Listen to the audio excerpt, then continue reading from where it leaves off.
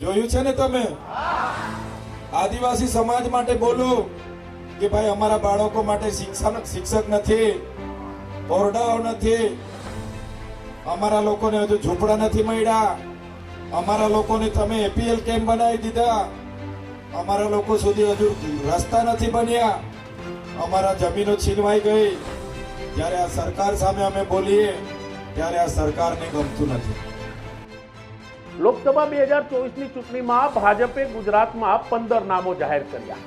તેમાં સૌથી વધારે હાઈ પ્રોફાઇલ બેઠક છે ભરૂચ લોકસભા. આ લોકસભા બેઠક ઉપર ભાજપે મનસુખ વસાવાને 7મી વખત ટિકિટ આપી, પણ આ બેઠક ઉપર આમ આદમી પાર્ટીના ચૈતર વસાવા સતત આગળ ચાલી રહ્યા છે. સૂત્રોની જો માનીએ તો ચૈતર વસાવાએ લોકસભાની તૈયારી 2 વર્ષ પહેલાથી કરી હતી. તે લોકોની વચ્ચે જતા હતા, લોકો સાથે લોકસંપર્ક કરતા હતા, લોકોની સાથે જનસંપર્ક કરતા હતા.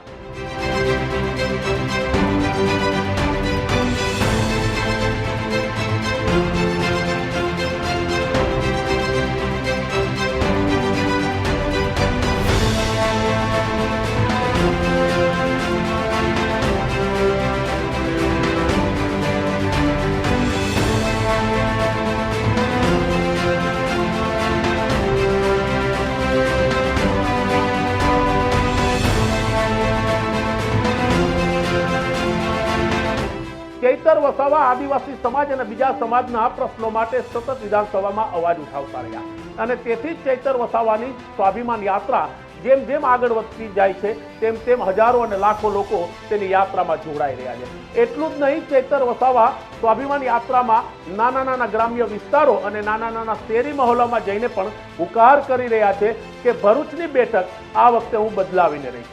તેમણે ભાજપને પડકાર ફેંક્યો છે કે ભાજપ જે કહી રહ્યા છે કે 5 લાખની લીડથી રાજ્યની તમામ 26 બેઠકો અમારે જીતવી છે, તો મારી ભાજપને ચેલેન્જ છે કે ભરૂચની બેઠક તેઓ ખાલી માત્ર 5 લાખની લીડથી નહીં પણ ભરૂચની બેઠક જીતીને બતાવે.